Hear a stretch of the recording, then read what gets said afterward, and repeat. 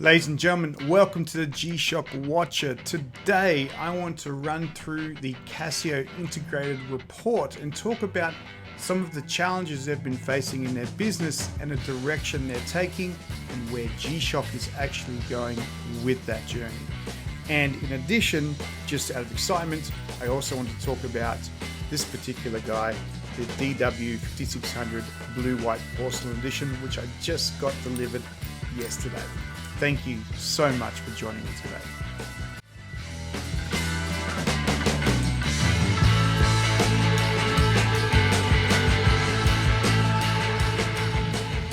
Okay, ladies and gentlemen, thank you so much for joining me. Just want to go through the news before the end of the year. We're kind of about 4 days out till the end of 2024 and we start barreling into 2025. But I wanted to take a moment just to check in on what's going on in G-Shock news. And it's actually quite a bit to talk about. In fact, this entire show was to talk about something completely different. And then I went to the Casio website and realized that on December 24th, they released their integrated report, which is a fairly extensive readout in terms of the Casio business. Now, of course, as many of you know, G-Shock is a big part of that particular business, and there's aspects in that report which gives you an indication of where their investments will start to take them into the future. So we'll talk a little bit about that as well. But in addition, lots of news about the Casio ring, which seems to be capturing the attention of a lot of people, kind of overshadowing the report, which just came out recently.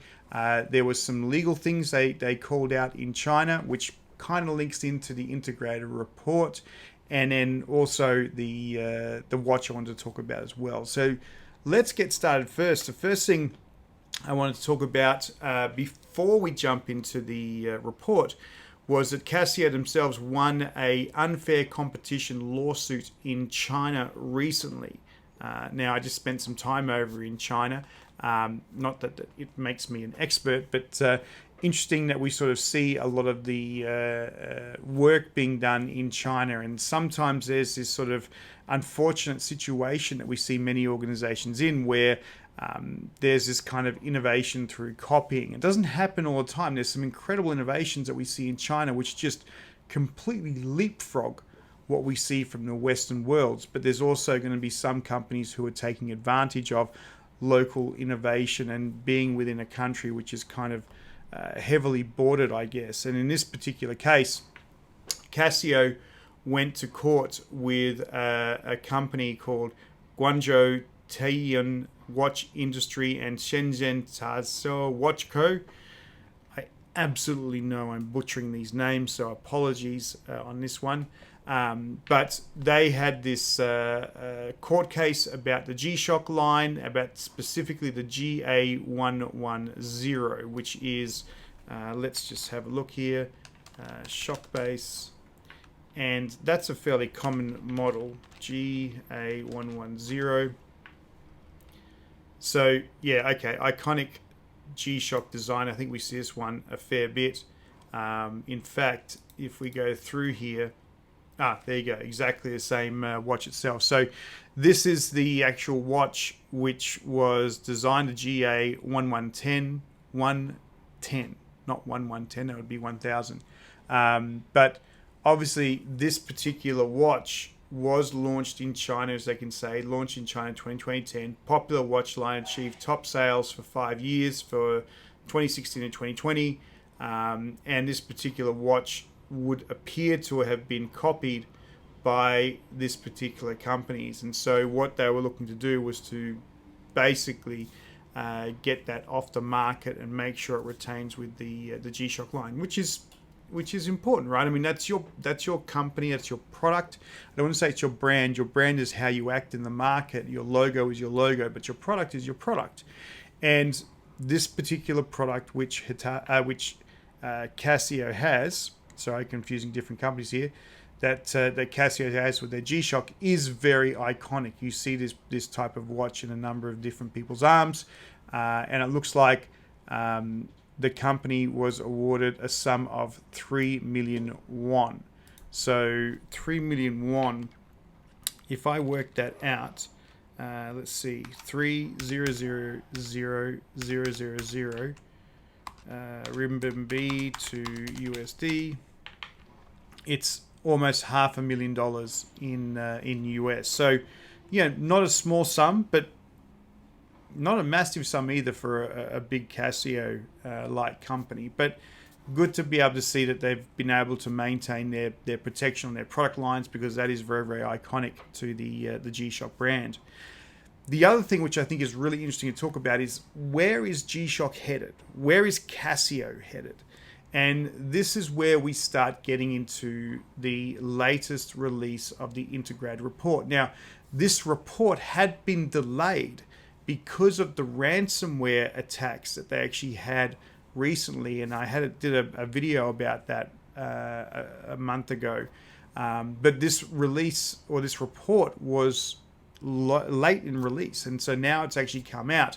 And in this particular report, if I bring it up, there's a lot of talk about what is the direction of Casio and what they're doing. Now, Casio, as you remember, or as you might know, if I come down here, has a number of different business units. So there's the timepieces business, there is the edutech business, there is the sound electronic business, and there's the systems equipment business. So they have a lot of different businesses that they actually work on. Now, as we look up the top here, you can sort of see the watch business here is GShock, Baby G, Oceanus, Protec, Sheen, Edifice, and Casio watches. And so GShock is the one which obviously we talk about a lot on this particular channel. And the idea here is, what is the things that they can go ahead and do to recover the business? Because what's been called out in the report itself, if I go back up here to the CEO, he talks about the slowdown of the business. Here it is. Unfortunately, in the first fiscal year of the plan ended March 31st, 2024, despite a 2% year-on-year increase in new sales, results fell short in both operating targets. And what they say here, among the factors in this were stagnation in the timepiece business due to China's economic recession.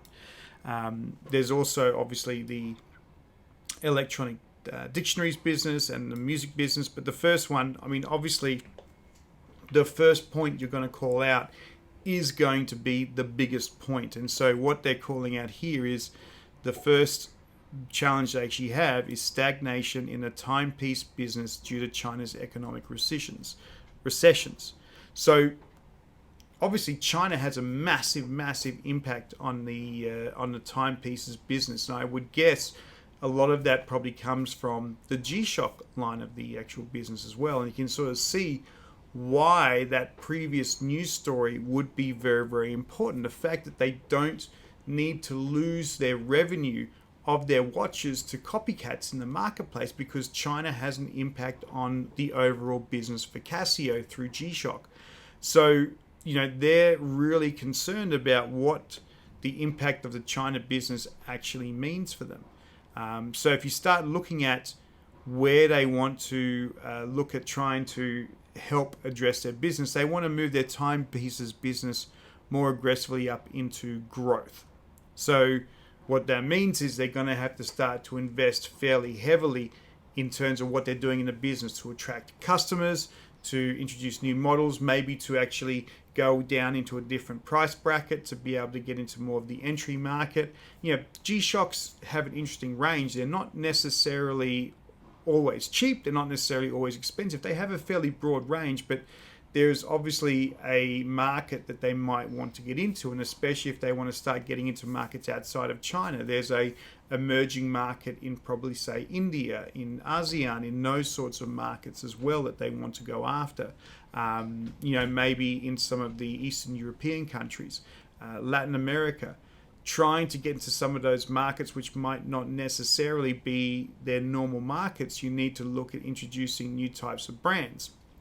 Well, not say brands, but introducing new types of watch experiences. Now, here's the thing I think about this. G-Shock is not afraid to go ahead and do things such as collaborations to enhance their visibility, to try different things. I think they're a company which is well positioned to experiment and do different things. I'm hoping it also gives them the clarity to come back to some of the originality of what they used to have, like the Rangeman series, for example. Can we get off the need to compete with Apple Watch and get back to what Rangeman could be? I've got 2 Rangeman in my collection. I absolutely love them, and people tell me those are some of the best watches you actually own. So I'm not sure why we need to try and compete in the Apple Watch market. Maybe your competition is not Apple Watch. Maybe it's Xiaomi as a fitness band. I don't know. But I don't want to compete with Apple or Samsung in that particular space. So if we come down here to the actual report and we look at it, we can see here the business overview. Timepieces is 62.1% of the actual market for Casio, right? It's a big marketplace. If we look at the regional segments, Asia and others, excluding Japan, that's 44% of the business, right? That's a big part of the actual business itself. North America, 14%, Japan, 21%, Europe, 19%. So just under half is Asia out of Japan. If you take in Japan, we're now talking over 50%, 60% of the market. And Japan would surely be a big market for G-Shock as well. But Asia is a big market. And so some of the big countries you'd be guessing there would be China, would be India, maybe Australia, but China and India is certainly absolutely huge from that point of view. If we go down here, let's go down to the timepieces section, because that's really where we want to see what's going on. Okay, so here we go. This is the timepieces part of the conversation. So let's just try and make it fit a little bit better. Probably very, very hard to see on the screen. Let's go back a little bit more. What they want to do here, basic policies for 2030. Return to growth through 2 powerful channels, G-Shock as the main driver with additional focus on Casio Watch. So really, G-Shock is where the business believes they're going to go ahead and actually drive their revenue forward, right? So Casio is looking at G-Shock to carry the business in the timepieces space forward a lot better from that angle. So medium to long-term vision, lifestyle changes, feature watches, a core strategy expansion of G-Shock. So G-Shock will be a big part of what they want to do. So the first thing they want to do is value creation through new design categories founded in its toughness roots, which is cool, right? That means we should be seeing new designs for G-Shock, right? We've got some series which we know and love. There's the Rangemans, there's the Mudmasters. Hopefully we'll get better enhancements to the Gravity Masters, the GA series. So there's a range of different watches that already exist today. Maybe we'll see innovation within those series, or maybe we'll see the introduction of new series of watches that take that toughness back in. Maybe we'll start to bring in the Golfmaster watches again, which kind of taken a back seat for a while. Maybe we'll see more things on the digital aspects, but there's a big focus on some of those styles and features there.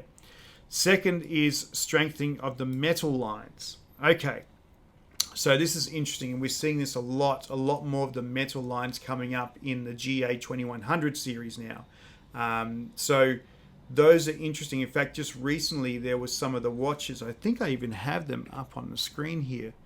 Some of these metal GA2100s, these are GMs they're calling them, the combination of metal and canvas. And I actually think these look really cool. I like this one specifically because it doesn't have a negative display.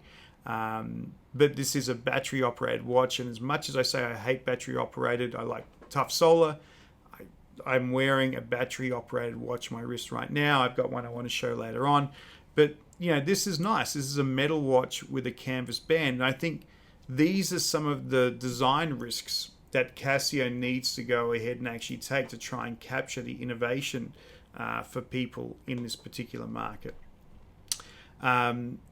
So that was the first. The second is the strengthening alliance will seek to improve G-Shock brand by targeting the mid to high price range, focusing on metal products in line with the length of brand development. So we're probably going to see more things like the GMC watches, those full metal with the metal bracelet, metal case, all those different things. Those will come up a lot more.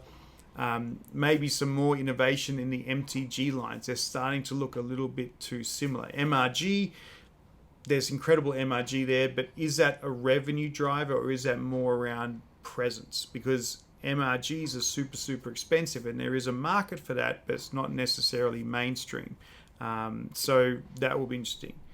And then the third is renewed sales strengthening of low-priced basic models. Recognizing the product gap at the G-Shock entry level, we will respond to demand by developing new products in the appropriate price range. So this is where it's going to happen. This is where they're going to go and introduce more entry-level G-Shocks in there. Now, that probably means you're not going to get multi-band 6, you're not going to get tough solar, you might not even get time zone ranges. But if anything, this is probably the location where you want to double down on your collaboration watches, right? What are the things that are going to go ahead and actually bring people in? And we know that they can do good watches at relatively cheaper prices. And I think if you bring in that collaboration aspect to it, you might start to be able to bring in different people. Like if you said to me tomorrow that there was a cheap G-Shock Conan Gray watch,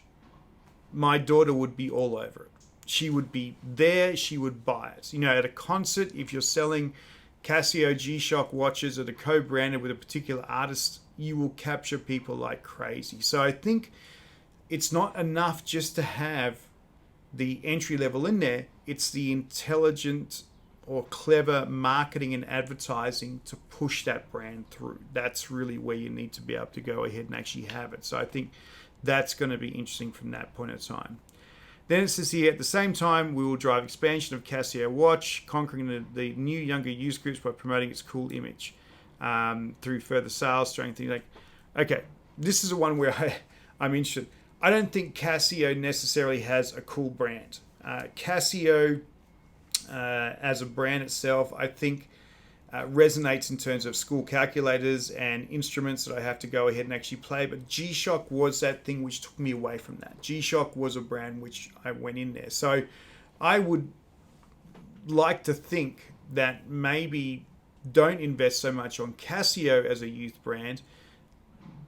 Get the G-Shock one. Like have G-Shock. There's G-Shock for people with a higher income, right? And that's kind of cool. But then also have that ability to have G-Shock at the lower entry levels, because some of those things are cool as well. Like you might one day rock up with an expensive Casio G-Shock, and on the weekends you go ahead and rock up with a digital, and it's a battery operated one because it looks kind of cool and it fits with your outfit. Don't have too many different brands. Your Casio brand might make sense for school and edutech and all those different things. Focus on your G-Shock. Maybe the Casio ring is one of those things which is kind of interesting, but that's one of the challenges there. So then they've also got here as well, which I think is interesting, the forward motion to the sustainable future. And we know we've seen a lot of G-Shock focusing on sustainability in some of the brands. So that's kind of interesting as well. Their progress to midterm management.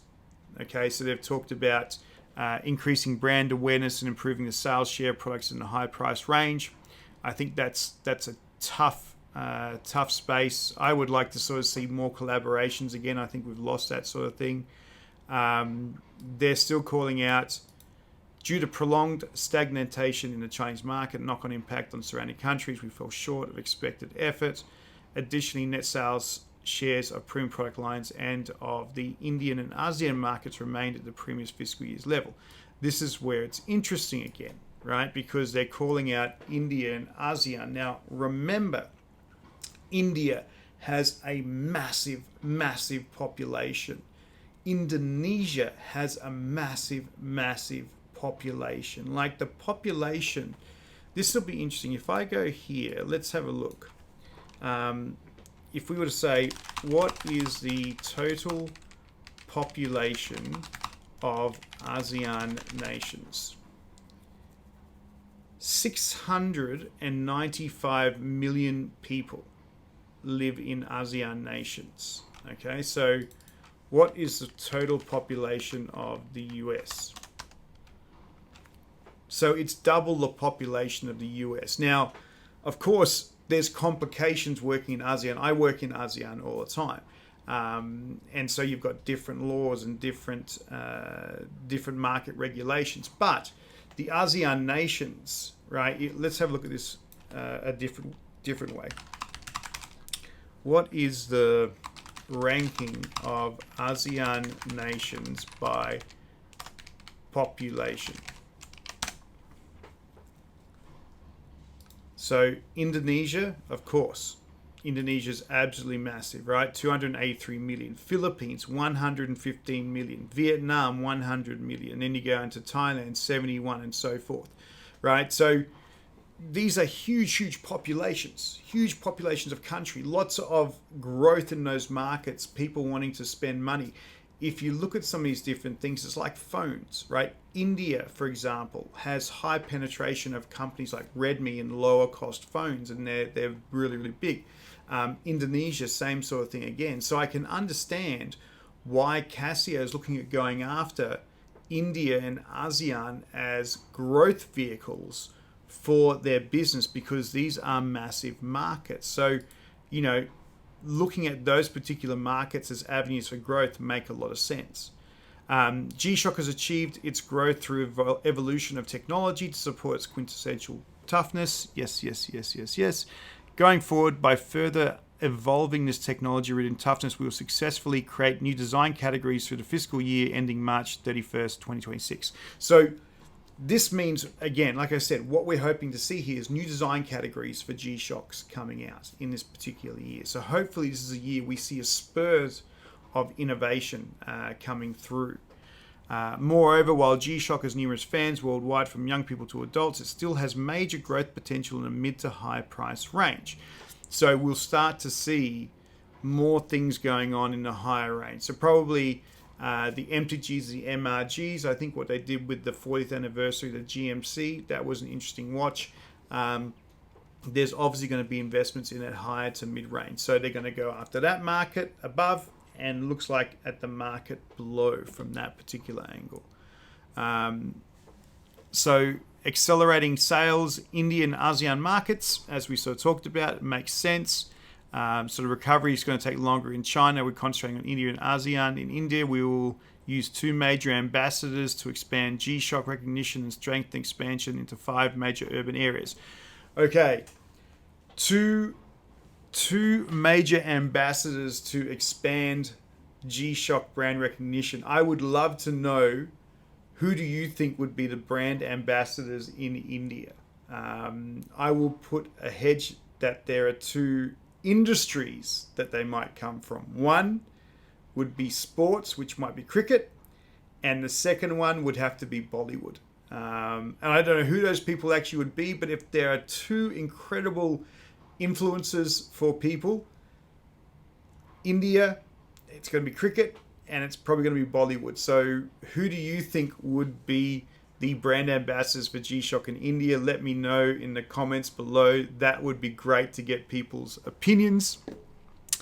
If we go back here, in the ASEAN market, we will target renewed sales strengthening of low-price basic models. After setting an order of priority for countries with high growth potential, we'll pursue sales focused on appropriately priced products. Okay, so India is probably looking at maybe some of the higher brand stuff with big brand ambassadors that will drive adoption, and then ASEAN focusing on the markets and then the reasonably priced, which I think will be interesting. And then expanding directly managed stores and direct e-commerce. We'll concentrate on attracting customers by reinforcing the advantages of direct sales purchasing. So this will probably be direct online, and looks like some stores, but it looks like there's going to be a lot of direct go-to-market stuff that Casio is going to be doing for G-Shock versus other things. So, super interesting from that point of view. I won't worry about the virtual G-Shock project. I really don't know if that was actually useful at all. Interesting, but not interesting. So here's, they say, challenges, economic slowdown in China, adapting to the smartwatch market. Like this is the bit where we see the G-Shock competition with Apple. They didn't talk about this at all in this particular pace, but they call it out as a challenge. And this is a space where I know myself and many other people don't want G-Shock to go down that road. Like, don't try and compete. I have a smartwatch, but guess what I'm wearing? I'm wearing a G-Shock. I have G-Shocks everywhere. I'm maybe a fan. I've got G-Shocks. But I wear G-Shocks. And I use the Apple Watch when I hit the treadmill. That's the only time I want to wear the Apple Watch, because I don't want lots and lots of interruptions on my wrist. I want something that looks cool. I have a G-Shock. So I would say don't go after the G-Shock market. Don't go after the smartwatch market. I don't think you want to compete there. So interesting. The focus areas related to material issues, providing products and services that enable diverse lifestyles, making ethical lifestyle propositions. Okay. Medium-term strategy, create value in new G-Shock design categories. That's cool. I'm looking forward to seeing that. Implement area marketing depending on level of brand development based on metal G-Shock series. So we'll see a doubling down of that. I just wish they'd bring more of those other watches. Like if I look for this particular watch, this canvas watch here, right? These aren't available in Singapore right now. These are only in the US. So I would love to see more of these particular watches coming over to international markets like canvas band and things like that. I think they look super cool. Accelerate net sales expansion in India and ASEAN markets. Yep, we talked about that. Expand directly managed stores and direct e-commerce. So they want to be able to get their G metal sales ratio from 29% to 30%. Okay, that's where they're sort of headed. They want to grow that metal ratio. India sales ratio from 14 to 18%, 4%, and direct to consumer 8 to 12%. So I wonder if those two metrics are kind of interrelated from that point of view. So yeah, there you have it. Like that's a fairly interesting insight in terms of what's actually going on. I'll post the report in the link below so you can go ahead and read on it on page 33. Is where it's at, but lots of interesting things coming from a G-Shock point of view in terms of new innovations and things like that. Now, before we wrap up, I was going to talk about a couple of different things, but we kind of intermixed them, the canvas watches and all those different things, lots of different launches. The one thing I did want to go ahead and actually just touch on, I talked a little bit about this, but I'm really excited. I got one of the blue white porcelain watches. It was not this particular watch, but if we go back here, let's do a search here of the BWP, and I'm sure we'll be able to go ahead and actually find that here. There we go. The DW5600 BWP. This particular watch here, absolutely gorgeous watch. Now, it is not tough solar. It is not multi-band 6. It has a battery, no special features, no Bluetooth, but I absolutely fell in love with the design of this particular watch. Now, what is really nice about it is they talk about this being the blue-white porcelain collection, so the colors are really nice. I don't really have like a nice matching blue watch, but I do now. But the band is really unique. And so if you can sort of see the band in the case, this is unique for every single watch. So it's actually mixed in as they formulate the resin for the actual band. It's not painted on. The painted on is probably the front part of the watch, where you can sort of see the dragon. Let me see, maybe it's there. Okay, so there you can see the dragon chasing the pearl there, you see the clouds. But the band itself is totally unique. So there's no other watch like it. It's nice metal on the actual band itself.